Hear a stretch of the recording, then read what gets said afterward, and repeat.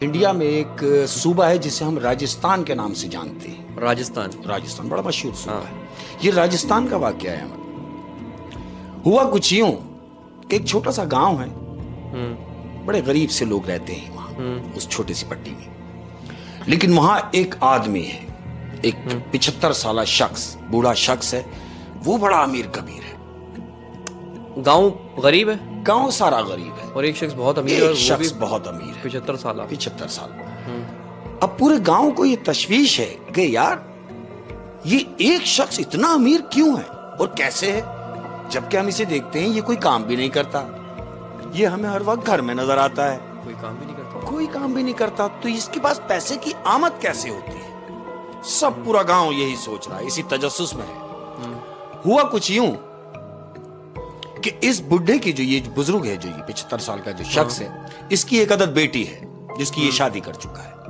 उस बेटी से एक अदद बेटा है, यानी जो इसका नवासा लगता है, इसका जो नवासा जो है। तो बेटी रुखसत होकर अपने घर जा चुकी है। ये चूंकि बेटा कोई नहीं है, मियां बीवी ये दोनों घर में रहते हैं, यानी दोनों बूढ़े हैं। अब क्या होता है कि बूढ़ा शख्स जो है, क्योंकि उस एज में पहुंच गया है कि अब चला चली का टाइम है, अच्छा, उस शख्स की मौत हो जाती है, मर गया। अब जब वो शख्स मरता है तो जो विरसे के जो लोग होते हैं, जाहिर है वो सब, जब लोग मरता है कोई, तो फिर सारे जो नए भी रिश्तेदार होते हैं वो भी रिश्तेदार बन जाते हैं, अगर वो मालदार है तो। तो ऐसा ही हुआ।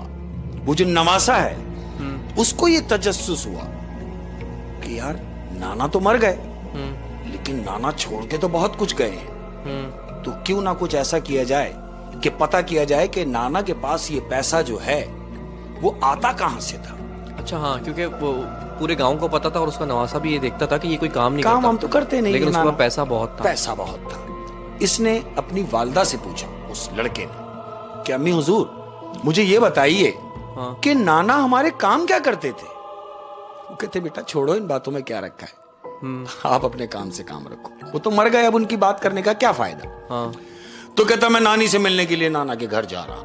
वो बेटा जो है उस लड़की का, यानी नवासा उसका, वो अपने नाना के घर आ जाता है। हस्ब दस्तूर नानी से पूछ रहा है कि नानी मुझे एक बात तो बताएं, क्या मैं ये पूछने का हक रखता हूं आपसे नवासा होने के नाते, कि मुझे ये बताइए कि नाना काम क्या करते थे, जो इतना बड़ा घर बनाया, सब कुछ है, किसी चीज की कमी नहीं है, और हमने देखा कि नाना तो कोई काम करते ही नहीं थे, तो फिर ये पैसे की आमद कहां से होती थी। नानी उसको हंस के जवाब देती है, बेटा ये राज तो मुझे भी नहीं पता आज तक कि वो करते क्या थे, मगर हां तुम्हारे इतना पूछने पर, इतना इसरार करने पर मैं तुम्हें एक राज की बात बताती। उसकी नानी अपने नवासे को लेके अपने घर के सहन में खड़ी हो जाती है और दिखाती है कि देखो देखो ये जो कुआं है, तुम्हारे नाना रात के पहर 3-3:30 बजे रात को इस कुएं में उतरते थे। रात के 3 बजे के पहर 3:30 बजे वो बूढ़ा शख्स उस कुएं में उतरता रोजाना। और एक ही टाइम था कि इस कुएं में उतरते थे और फजर की अजान होने से पहले पहले वो बाहर आ जाते थे। मुझे नहीं मालूम कि वो अंदर क्या करने जा रहे हैं, लेकिन मैंने इतना जरूर देखा है, वो ये कुआं उनके घर में ही है, उनके घर के सहन में ही है। इस लड़के को तजस्सुस हुआ कि कुएं में ऐसा क्या है जो नाना रोज जा रहे हैं। अब जाहिर है यंगस्टर है, जवान खून है, वो कहता है जब नाना कुएं में जा सकते हैं तो मैं क्यों नहीं जा सकता। उसने भी ये फैसला किया कि वो भी कुएं में उतरेगा।